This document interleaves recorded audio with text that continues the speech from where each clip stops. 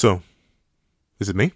Nah, it can't be you. It's gotta be me. In actuality, it may actually be me.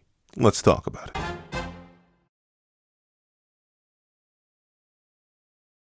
Thank you to our final patrons Red Wolf 4765, Midnight Gemlord, and Sean. And a very big thank you to our $25 patron Alex Ice Rose. Now, we're having this breakdown / discussion on what exactly, or who exactly, Prime Meliodas is. Please remember to leave your own thoughts on who Prime Meliodas is in the comment section down below. Leave a like and subscribe if you haven't already. Also, hit that little notification bell to miss out on any videos that come to the channel. Also, I do a Patreon down below. He's more visible as $1 a month. And exclusive videos, early content, and more. You also now become a member of the channel for as low as $3 a month to get the same perks and more. Now, let's hop into the discussion.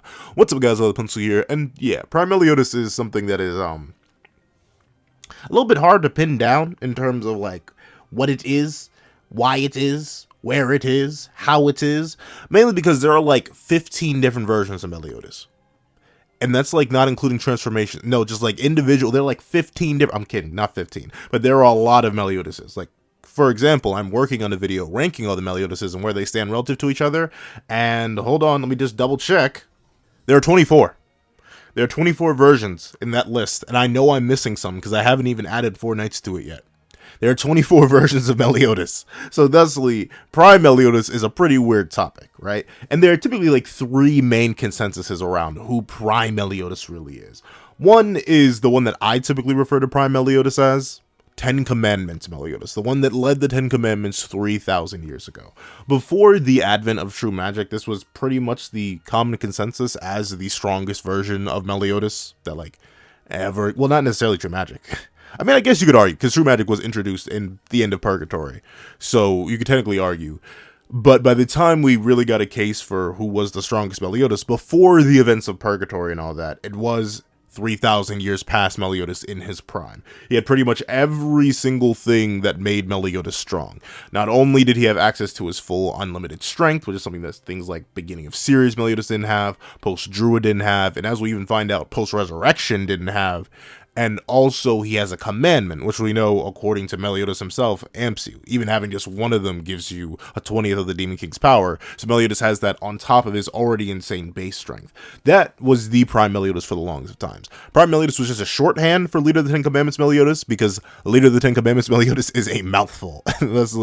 Typically, I shortened it down to Prime. That's why typically whenever you see me talking about Leader of the 10 Commandments Meliodas, I refer to it as Prime Meliodas, because that's what it was. But then, Nagaba had to come out the clutch and introduce true magic and just absolutely blow Prime Meliodas out of the water. Notably, Prime Meliodas kind of gets slapped up by like not true magic. Straight up, he gets slapped by base post-Purgatory Meliodas, Demon Mark post-Purgatory Meliodas, Assault Mode post-Purgatory Meliodas, and also true magic. So, Prime Meliodas, in the sense of Leader of the 10 Commandments Meliodas, is not actually the strongest version of Meliodas. In fact, arguably, he's not even top 5.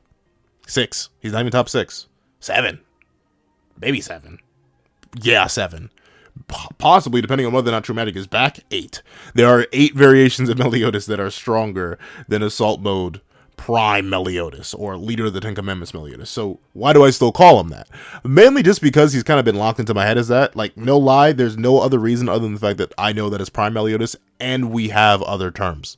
Like, when I say that Prime Meliodas is extremely powerful, I'm not talking about true magic, I'm talking about the Leader of the 10 Commandments one, even though I 100% know that base post-Purgatory mentally nerfed Meliodas would absolutely dog walk his prime self. In base.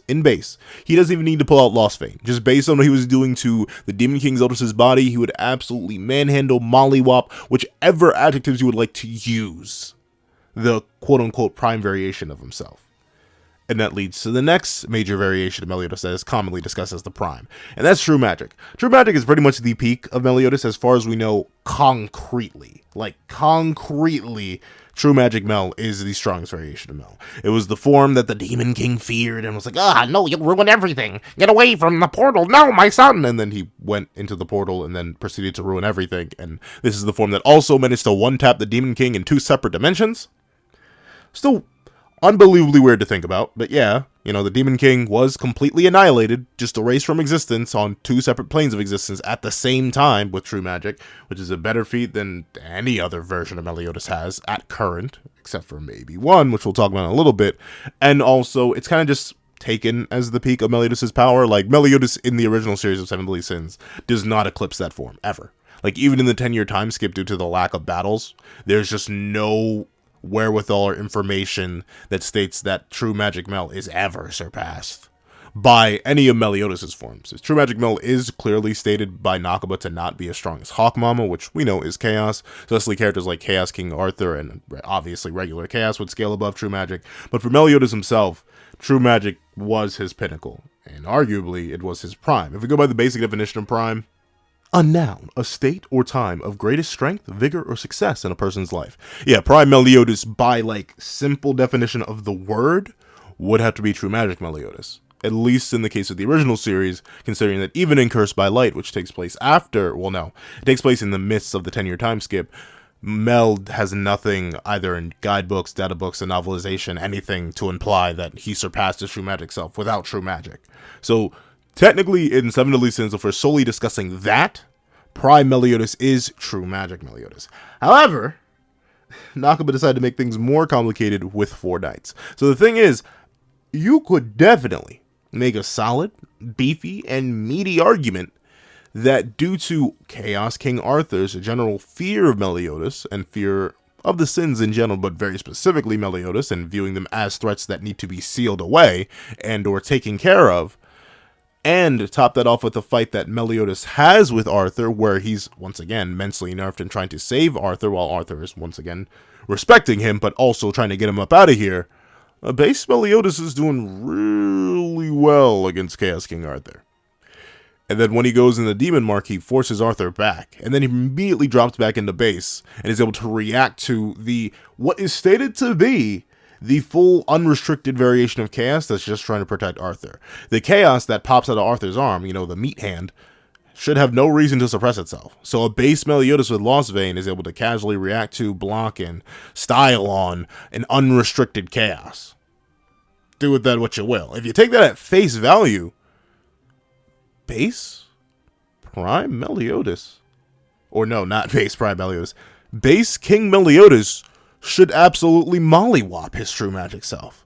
Because if you want to just, I mean, once again, it's taking it purely at face value, right? This is not inspecting it at all. This is just taking it at face value, taking what Arthur says verbatim. This is Chaos. Its will is to protect me. It cannot hold back. It is like will without will. It'll do whatever it can in its power to do me right. And it viewed Meliodas as a threat. The full might of Chaos viewed Meliodas as a threat and could do nothing. Do we know if it's the full might of Chaos or the full might of Chaos? No, we do not, which is why I'm saying if we're just taking it at face value and we aren't thinking about it, then that would make base King Meliodas, or reasonably Demon Mark King Meliodas, because, you know, that's the highest form we've seen of him so far. He should still have Assault Mode. There's no reason that he shouldn't, but we haven't seen it yet, so I won't put it out there. It's kind of the same thing with whether or not he has True Magic back. That would make King Meliodas the variation of Prime Meliodas, because that one feat on Chaos King Arthur and Chaos itself is better than anything True Magic has. His True Magic is definitively stated to be near Hawk Mama level, not on it. Close, but not exactly there. So does that mean that True Magic Mel isn't Prime Mel anymore, and then it would suddenly be King Mel, presumably in Assault Mode at the peak of his power? I guess so. But once again, I go back to the same reason why I still call Leader of the Ten Commandments Meliodas Prime Meliodas, and not anything else.